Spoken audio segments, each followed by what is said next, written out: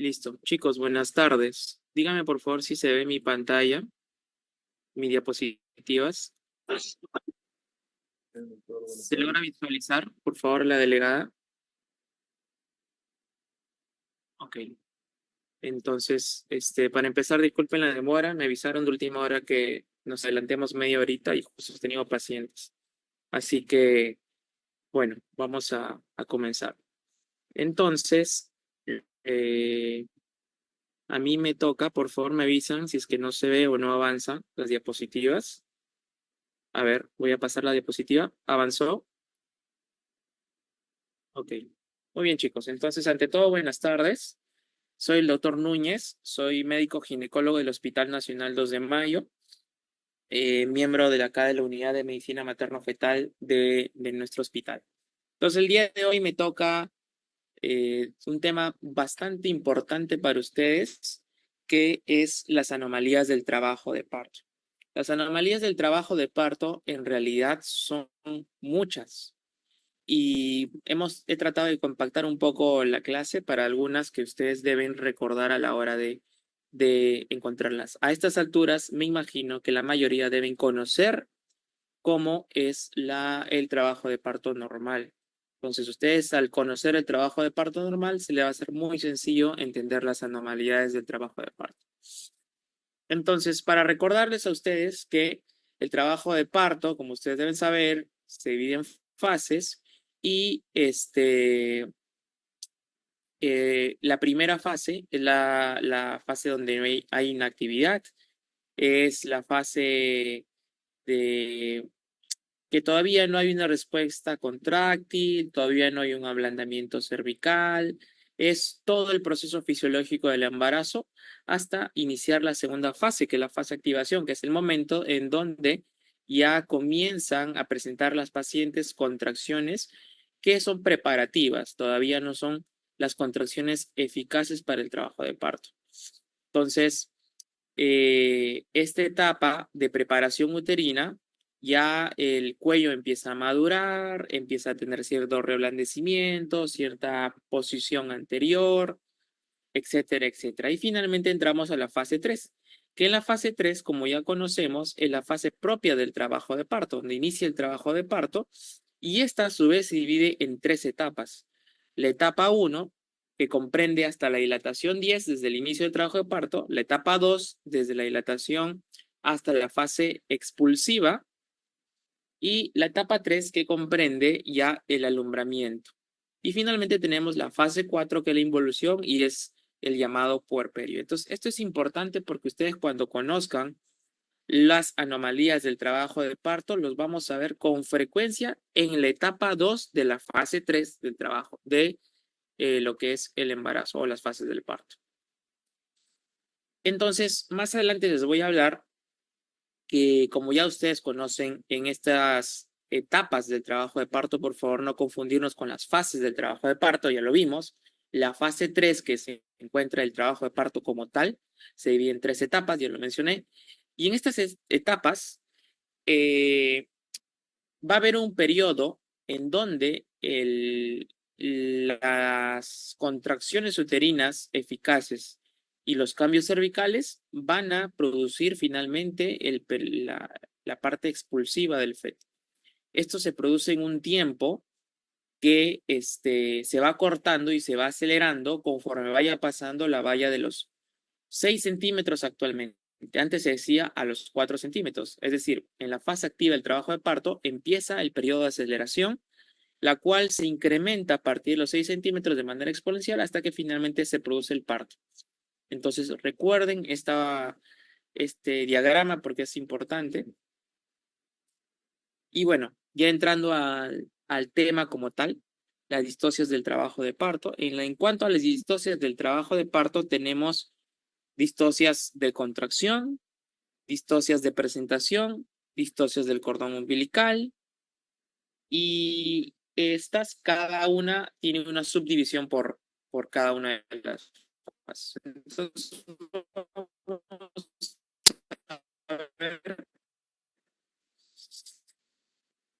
algunos términos importantes que se han pasado al desuso como por ejemplo parto obstruido, que era una definición que según la OMF es el parto donde el perinas adecuadas. Tenemos también otro término llamado distosia de parto, que ese sí es el más común, que distosia viene del término trabajo de parto difícil. Es un parto anormal. La proporción fetopélvica, antes, históricamente se le decía a la proporción que hay entre la pelvis ósea y la cabeza fetal, pero hoy también se ha incluido agregar la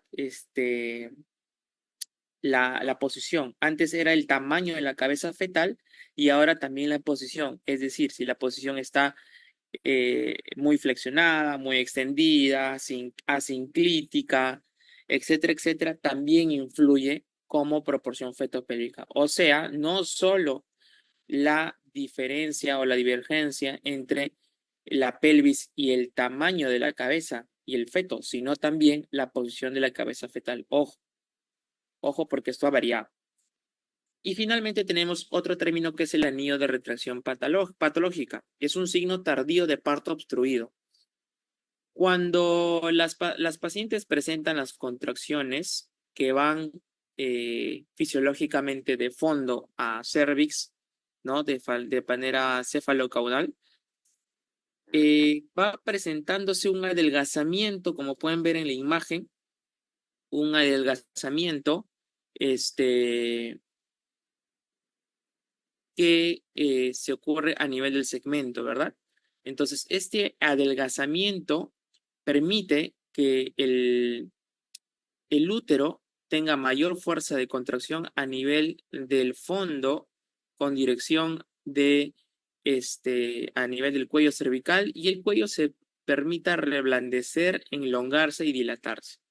¿Qué pasa cuando tenemos nosotros un parto obstruido? En un parto obstruido, las contracciones van a persistir, pero no se va a producir el parto por cualquier causa de la distosia. Esto va a hacer que el segmento activo, que es el segmento de mayor contracción, se retraiga hacia adentro y esto va a hacer que el segmento pasivo, que es el segmento cervical, se enlongue. Entonces, de lo que normalmente tiene una medición, que es muy subjetiva, este aquí se ve enlongado y esto va a producir que este segmento uterino sea más proclive a desgarrarse, a romperse. A este segmento adelgazado hacia adentro, que es propio de un parto distóxico, se le llama el anillo de retracción patológica. ¿Ok? Es muy importante porque es alto riesgo de rotura uterina. Muy bien. Entonces, las distocias de contracción, que es el primer tipo de distosia, son, se deben, acuérdense que nuestras contracciones uterinas, bueno, el parto se debe a que hay contracciones producto de las contracciones uterinas que hacen que la resistencia cervical que se va a ver disminuida con las contracciones uterinas. Las modificaciones cervicales se deben a las fuerzas de propulsión, por supuesto. Las fuerzas de propulsión de las contracciones uterinas van a hacer que se produzcan los cambios cervicales. Les decía yo que la segunda etapa, que es la etapa del trabajo de parto en sí, se ve también reforzada, aparte de las propias contracciones, por la fuerza intraabdominal del pujo materno. Eso también lo conocen. Y la otra fuerza que nos ayuda al trabajo de parto es la presión hidrostática. Entonces, la presión hidrostática, como ustedes ven aquí en el dibujo, se va a ejercer producto de la presión que ejerza las contracciones uterinas sobre el líquido amniótico. Y esta se va a devolver hacia afuera, hacia el cervix, como lo pueden observar. Estas tres fuerzas van a producir finalmente el parto. Entonces, recordemos que entonces el resultado de las anomalías se va a deber a alteraciones en la fuerza, alteraciones en el producto, si es que es muy grande, si es muy chico, o en el canal, si es que también está estrecho de alguna manera. Trabajo de parto anormal. Entonces, las causas. ¿Cuáles son las causas que sean de las contracciones uterinas inadecuadas? Uno, las contracciones uterinas ineficientes.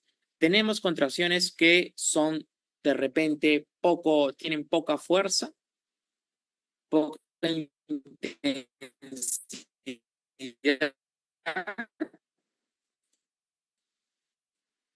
o de repente son descoordinadas, que también puede pasar. Entonces, me va a ver el cuello y tanto a esto le va a denominar disfunción uterina. Dos, que como decía, para la fuerza intraabdominal, cuando la paciente se encuentra agotada, la paciente no va a pujar, no va a ejercer esa presión intraabdominal que ya vimos en la anterior diapositiva, permite el cambio cervical. ¿Qué otras causas tenemos? Las anomalías de presentación, lo que le mencionaba.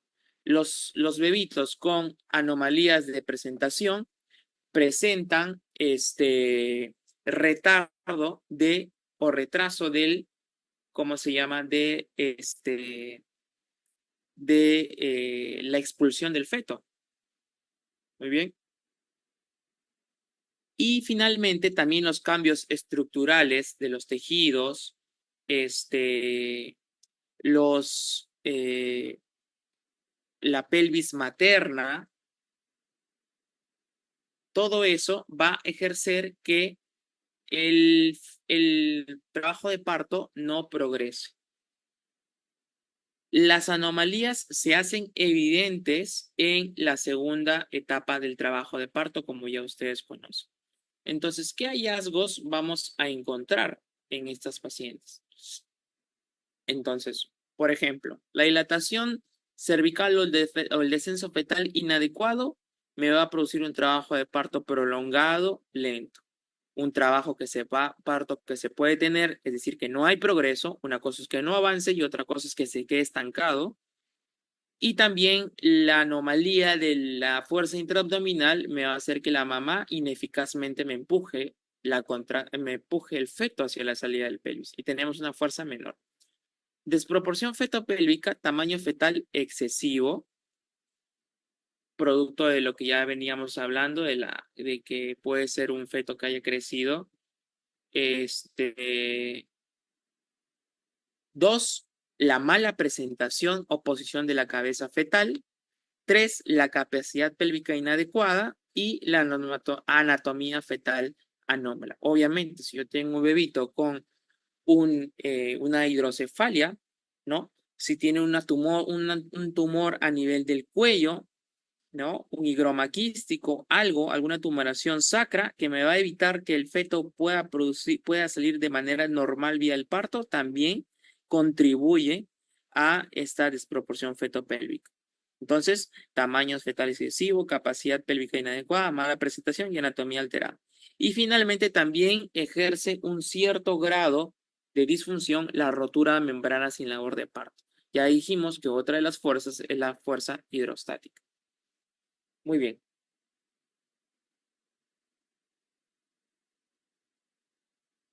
Después, entonces tenemos trabajo de parto normal, como ya lo mencionábamos, depende de la famosa triple gradiente de contracción o de actividad miometrial.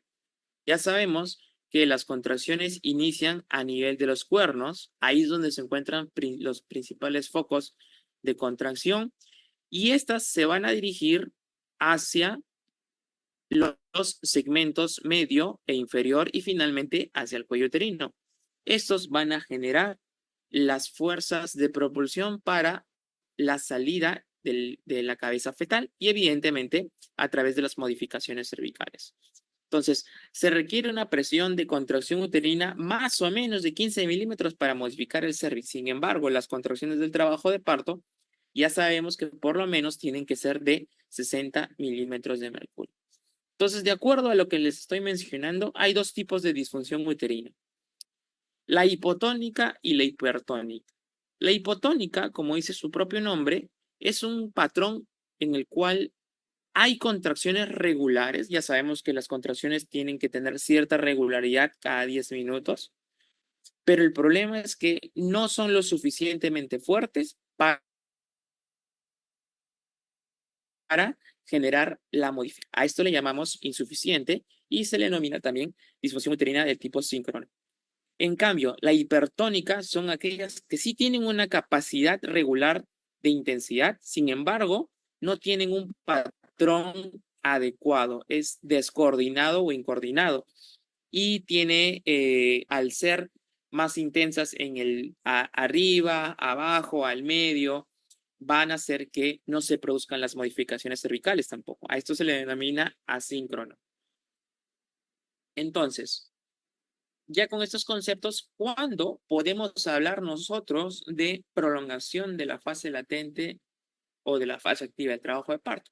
Entonces, ustedes ya conocen que la fase latente y la fase activa que pertenecen al segundo periodo del trabajo de parto, estas se produce hasta la dilatación 3 o menor a 4, la fase latente, y la fase activa de 4 dilatación 3. Y ya sabemos que influye mucho el ser nulípara o multípara. Es así que una fase latente en una paciente nulípara puede llegar a las 20 horas. Sin embargo, en la multípara puede llegar hasta las 14 horas, ¿no? Más o menos 14 horas en promedio. En cambio, en la prolongación, en la fase activa, ya sabemos que tiene que ver mucho con esta siguiente diapositiva. Solo para recordarles que la fase activa en las nulíparas, como ustedes ya deben conocer, dura más o menos la dilatación 1.2 centímetros por hora, según el Williams, y 1.5 centímetros por hora en las multíparas. Y el descenso, 1 centímetro por hora en las nulis y multis, 2 centímetros por hora. Esto que le he mencionado es la normalidad. Ustedes ya lo deben conocer. Esa es la parte normal de la fase activa. Entonces, cuando estas se ven alteradas, cuando se ven menos de estos tiempos o se ven más en el caso de la fase latente, a eso nosotros le llamamos las fases prolongadas del trabajo de parto. Entonces, tenemos un concepto que cuando yo tengo una fase latente que dura más de 20 horas en las nulis o más de 14 horas en las multis, yo le denomino fase latente prolongada. Si yo quiero hablar de la fase activa, tengo que hablar de dos formas. Uno, si es que yo digo que hay retraso del descenso o de la dilatación, tengo que hablar cuando no cumplen estos parámetros que ya les he mencionado, de 1.2, 1.5, 1 y 2 centímetros respectivamente. Ahí hablamos de retraso o prolongación de esta fase activa del trabajo de parto. Pero también la OMS nos define o de otra manera. Hablamos de prolongación o retraso cuando tenemos una dilatación menos de 1 centímetro por hora en al menos 4 horas, o cuando de plano yo encuentro 2 horas o más sin que haya dilatación. Y esto tiene que presentarse por lo menos en 4 horas. Entonces, no se olviden, un concepto es la prolongación propia de la fase activa que ya habíamos mencionado cuando no cumplen estos parámetros, o también cuando de manera general la dilatación es menos de 1 centímetro por hora en al menos 4 horas, o no dilata en las 2 horas en al menos 4 horas. ¿Ok? Entonces, estos conceptos son importantes que deben recordar porque de acuerdo a eso ustedes van a ver si hay alteraciones de la prolongación o la extensión del trabajo de parto. Muy bien. ¿Qué otro concepto es importante que ha variado? Y esto lo acabo de agregar hace unos días que volví a revisar estas diapositivas. En el 2016 se encontró que el progreso, en un consenso de la COG, que el progreso entre la dilatación 4 y la dilatación 6 de la fase activa del trabajo de parto es lento. Es decir, puede ser que entre estos 2 centímetros de dilatación puede encontrar prolongación de manera normal, porque es una etapa en donde es un poco lento el avance. Si ustedes recuerdan, como veíamos al inicio, miren acá cómo la fase de aceleración recién se ve la subida a partir de más o menos 6 centímetros de dilatación. Por aquí todavía es medio estancado hasta que luego la fase es muy rápida. Es por este concepto que se creó o se acordó que es lenta entre estos centímetros de dilatación. Y por eso es que algunos tratan de mencionar que la fase activa debería de ser iniciada recién a partir de los 6 centímetros para evitarnos las cesáreas innecesarias por trabajos de parto prolongados. Entonces, en el consenso del 2016, se acordó que no vamos a utilizar alteraciones del progreso del trabajo de parto, o sea, estos términos, mientras no pase la dilatación 6. ¿Ok? Esto es un consenso del 2016, una reunión de expertos de la COG que ya tiene mucho tiempo, como verán, que hasta ahora no se promulga, no se cambia, todavía continuamos con 4 centímetros, pero ya tienen que saber que 6 centímetros de dilatación todavía no debemos considerar las alteraciones de la prolongación del trabajo. También se ha mencionado en este consenso que la analgesia epidural retrasa la fase activa del trabajo de parto. Muy bien. Entonces, aquí un poco de los manejos. Reposo en cama cuando hay prolongación, expectante y apoyo también cuando hay contracciones, cuando no hay, progreso, podemos utilizar oxitocina o si ya hay una alteración del bienestar fetal, hacer una cesárea o si es que hay desproporción cefalopélvica, como dice aquí, si yo detecto la desproporción cefalopélvica y por eso el retraso, puedo actuar como una cesárea. Algunos casos, en algunos lugares, podemos hacer descansar a la paciente si está agotada o ya un parto por cesárea porque ya sabemos que va a disminuir estas alteraciones. Y también evaluar la desproporción cefalopélvica es importante. Si ya de plano yo encuentro una desproporción cefalopélvica, cesárea de emergencia. Pero si yo veo que tiene buena pelvis, buen peso y que realmente las contracciones son ineficaces por falta de fuerza, podría yo hacer un uso de la oxitocina. Muy bien.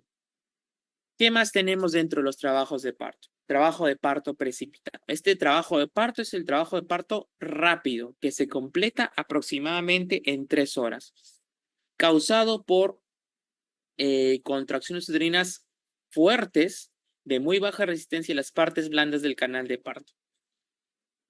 Algunas pacientes incluso tienen una sensación poco dolorosa y la paciente es inconsciente del trabajo de parto intenso. Puede presentar la intensidad que normalmente ella percibe, pero ser más fuerte de lo que normalmente es. El asunto es que, como ya hemos visto, las fuerzas del trabajo de parto tienen que tener un tiempo que les permita reblandecer el cuello uterino. Cuando estas contracciones son muy intensas, el cuello no se ha reblandecido ni dilatado de manera correcta.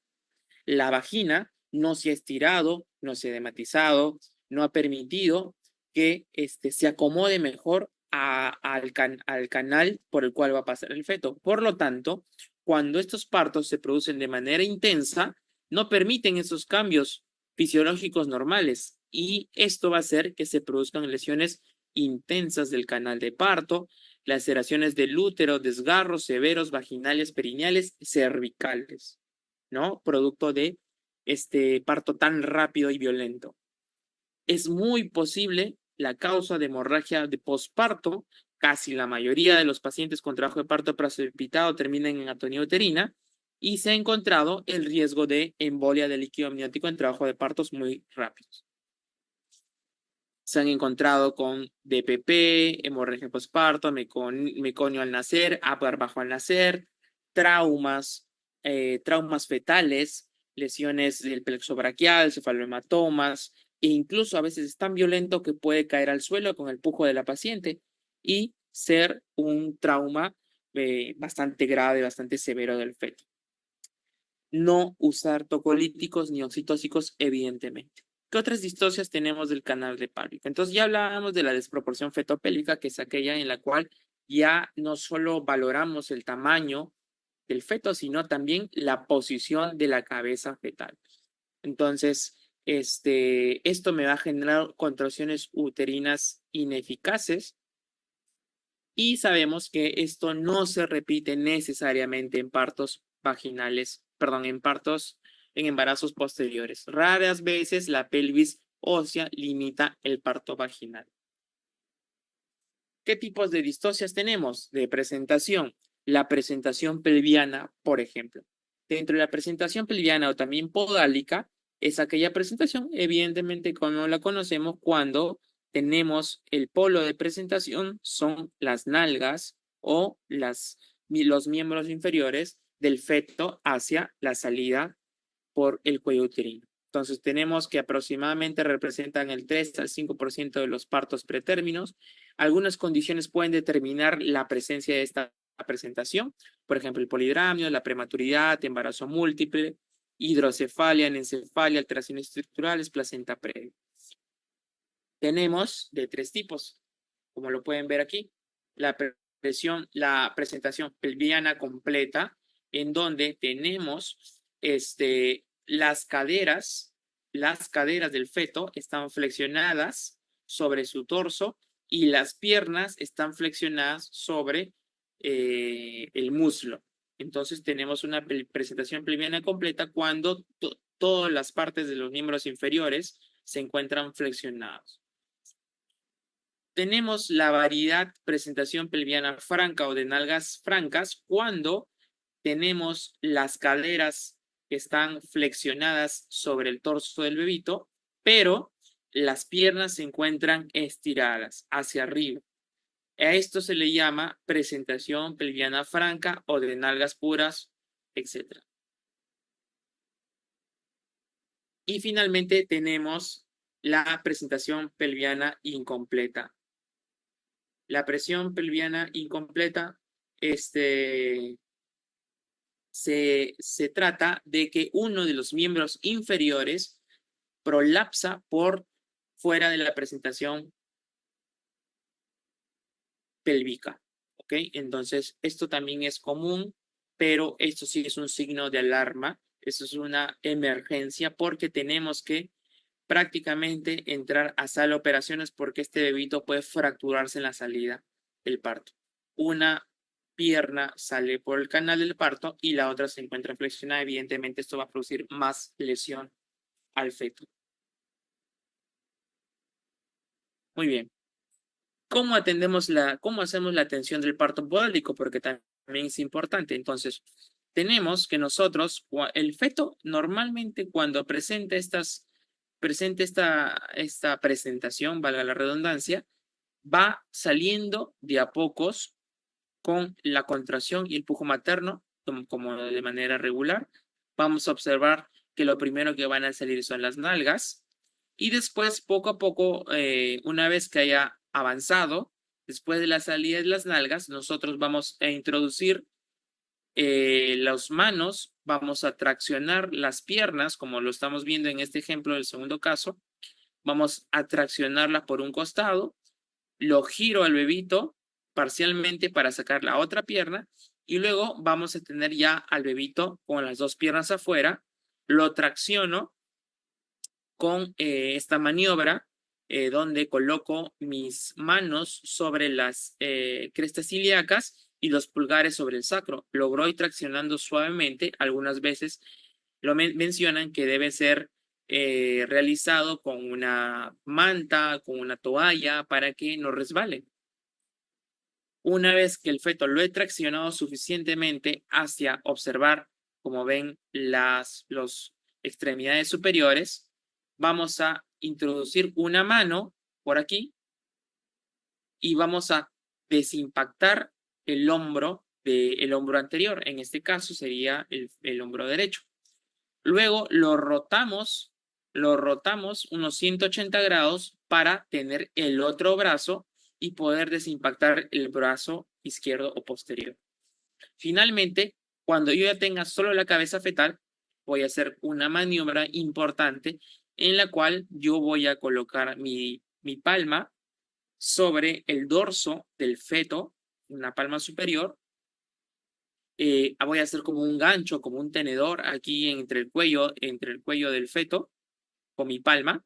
Y la otra mano la voy a colocar debajo, por delante del pecho, y voy a presionar con mis dos dedos, mi segundo y mi tercer dedo, los pómulos, de tal manera que me va a permitir engancharme de esto para yo poder hacer una tracción fuerte hacia arriba.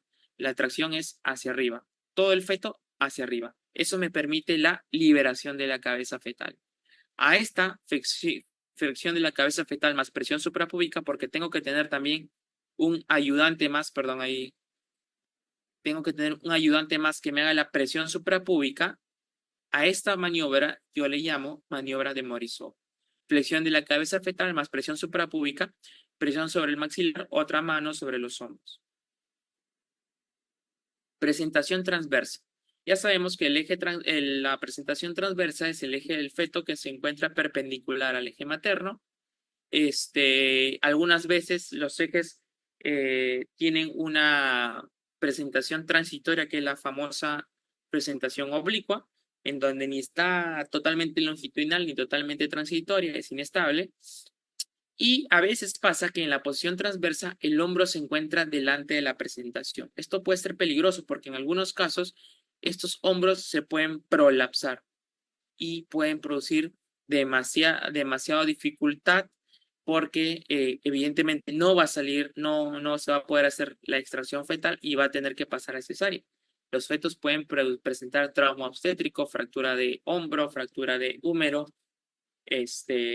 desgarros y como se parálisis del plexo braquial. Entonces hay que tener mucho cuidado. Las variedades de presentación, en este caso hablamos cuando el dorso se encuentra anterior, superior, etcétera, ¿no? Variedad dorso anterior, dorso superior y así. Esto es lo que les mencionaba. Entonces, a veces se prolapsa el hombro y esto es una emergencia quirúrgica. Entonces, aquí, por ejemplo, este es uno de los casos donde yo, como les decía, el útero sigue contrayendo, hace que, como ustedes pueden observar, el segmento inferior se enlongue, y este segmento inferior, al enlongarse, va a hacer que se retraiga hacia la cavidad abdominal. Ven ustedes todo el útero, cómo se presenta, cómo es toda la contracción y cómo este segmento se ve totalmente adelgazado. Entonces, ustedes, ese segmento uterino adelgazado, que no es otra que el cervix delgado, adelgazado, borrado, me va a producir un gran riesgo de rotura uterina a estos niveles. Y cuando nosotros encontramos a los, por ejemplo, expulsivos prolongados, también se va a presentar este tipo de anillos de contracciones patológicos. Entonces, a veces en trabajo de parto se puede palpar la parrilla costal y evidentemente el trabajo de parto va a presentar un anillo de retracción patológica, que este anillo de retracción, que es un anillo muscular, va a presentar una rotura uterina de no ser tratada. El tratamiento final definitivo es una cesárea. La presentación compuesta, como pueden ver, es la presentación de una o ambas extremidades por delante de la presentación. Pueden hacer con la manito delante de la cara, arriba, al costado, pero ya a esto presenta una dificultad durante la extracción del parto y puede ser a veces un poco difícil. Entonces, por eso está considerado como una distorsión del trabajo de parto, ¿no? Si la extremidad te impide la salida de la cabeza fetal, a veces podemos tratar de reintroducir la manito para poder permitir una mejor salida de la presentación. En cuanto a las deflexiones, como ustedes pueden observar aquí, las deflexiones tenemos de primer, segundo y tercer grado. Ustedes recordarán que la presentación normal en la deflexión es la presentación de occipucio, que vendría a ser la fontanela posterior. Es la fontanela que se va a presentar y este es el parto eutóxico normal.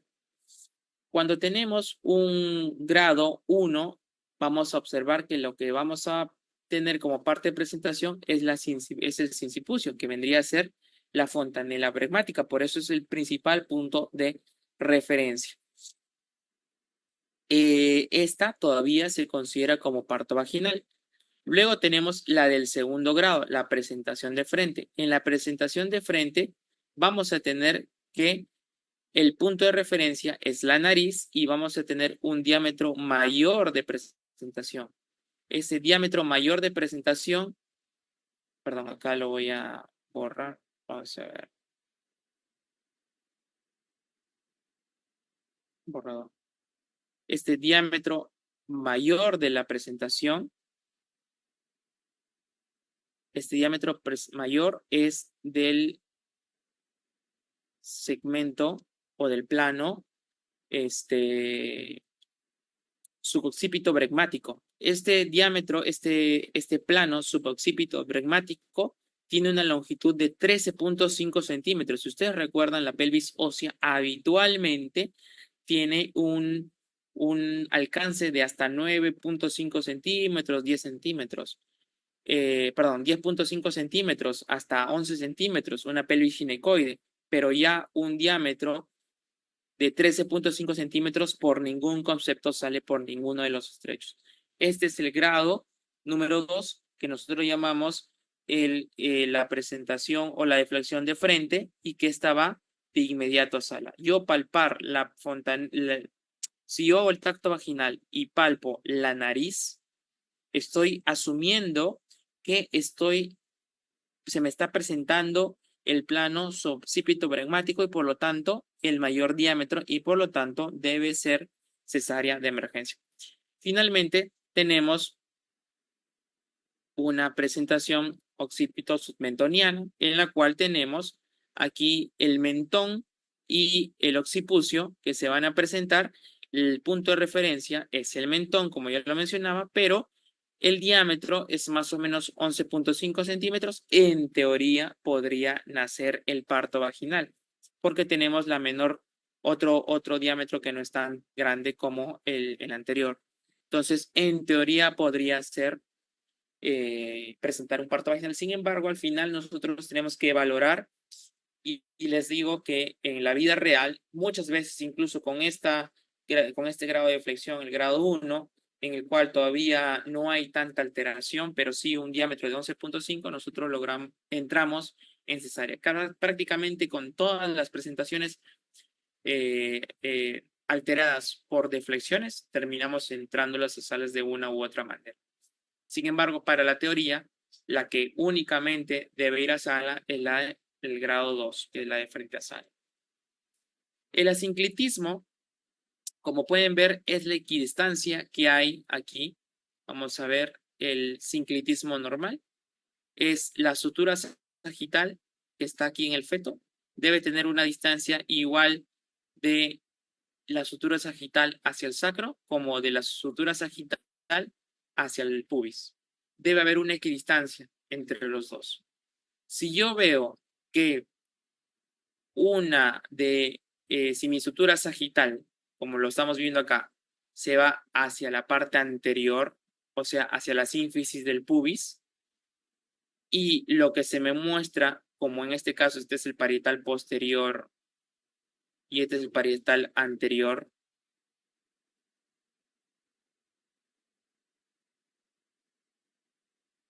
si yo veo que mi sutura sagital, al irse hacia la parte anterior, hacia la sínfisis del pubis, me muestra más el parietal posterior, como lo pueden estar viendo acá, a eso yo le denomino asinclitismo posterior.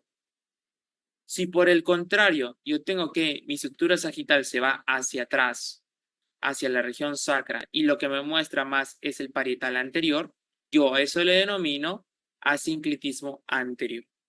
¿Ok? Entonces, estos grados de alteración de la equidistancia también puede producir distocias de presentación.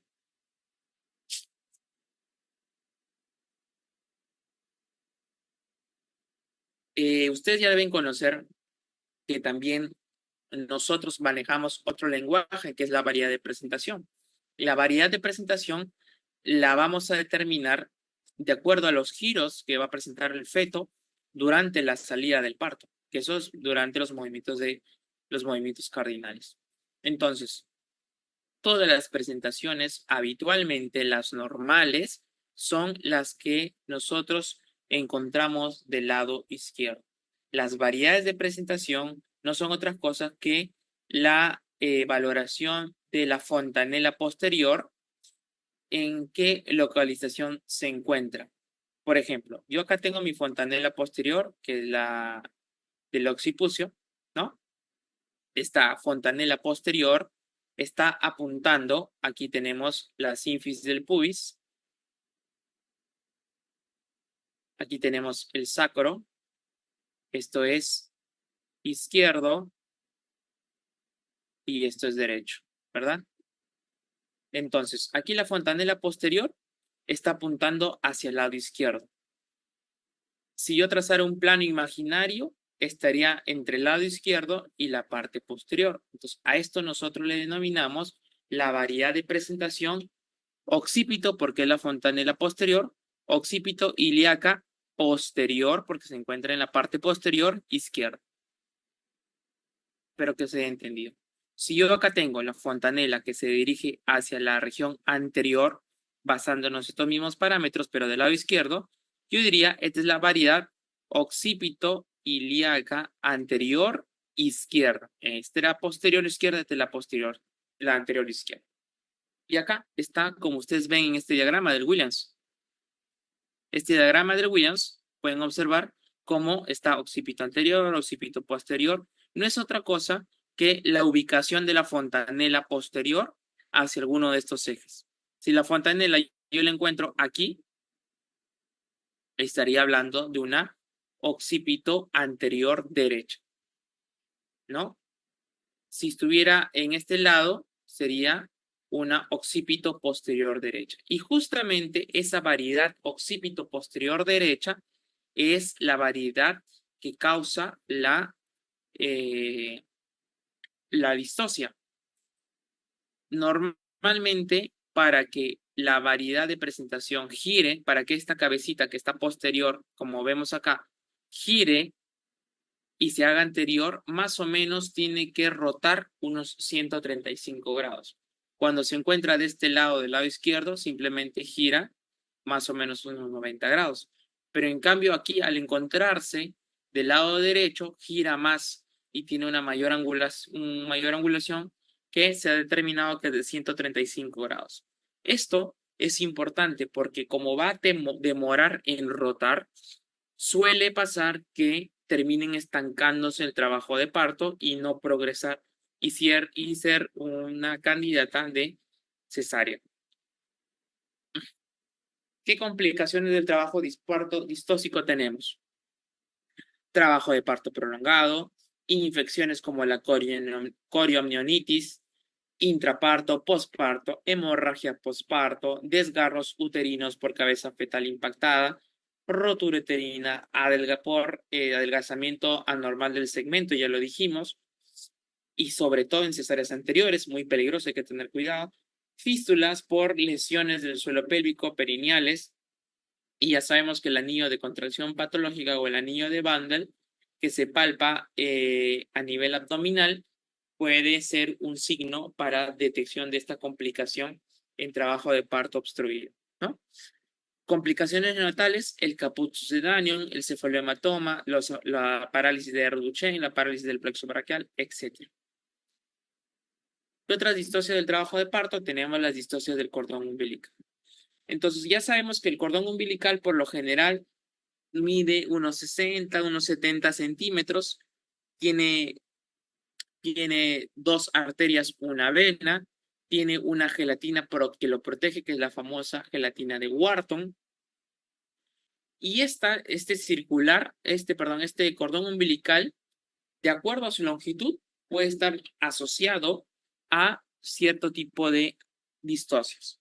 Entonces, cuando tenemos un circular muy, muy largo, podemos tener circulares simples, dobles, triples, que evidentemente van a evitar la salida del feto. También puede encontrarse al cuello, al cuerpo, al brazo, etcétera, etcétera. Prolapso del cordón. Cuando yo tengo un cordón umbilical muy grande, a veces puede irse hacia adelante la presentación y en algún momento puede prolapsarse. Entonces, este diagrama que ustedes van a ver aquí, tenemos justamente el prolapso del cordón, el procúbito del cordón y la alteroincidencia del cordón, que son los ejemplos más claros de alteraciones del cordón umbilical. Prolapso de cordón es, como ustedes pueden observar, cuando yo tengo el cordón umbilical delante de la presentación, pero tengo membranas ovulares rotas. Por ejemplo, yo tengo una paciente con RPM que viene la emergencia y de repente le hago tacto vaginal, le palpo el cordón umbilical, como las membranas están rotas, yo la denomino prolapso de cordón.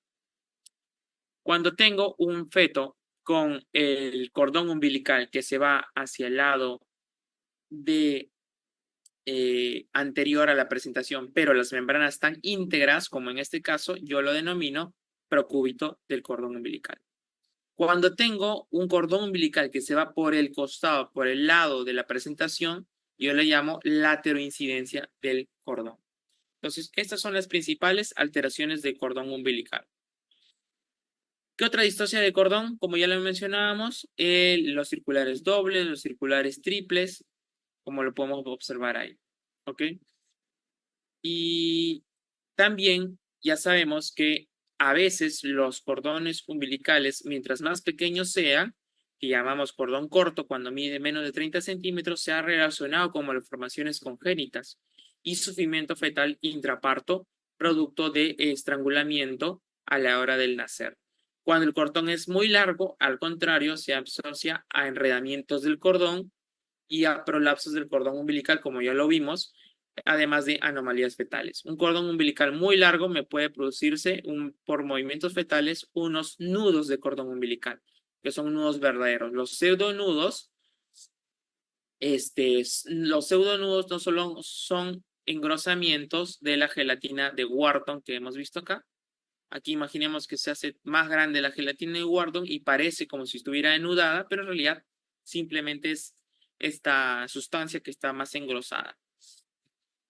Eso se le denomina pseudonudo. El verdadero nudo es aquel enroscamiento del cordón umbilical, producto pues de, en algún momento, movimientos del feto.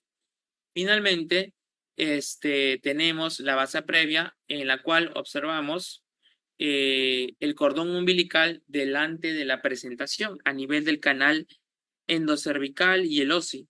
Entonces, el feto cuando se encuentra en trabajo de parto puede producir laceraciones de estos vasos que se encuentran por delante de la presentación y producir un sangrado masivo y por eso también es causa de hemorragia de la segunda mitad del embarazo.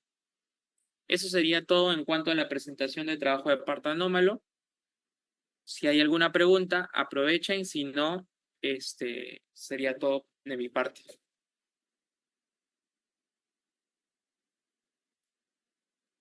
¿Alguna pregunta?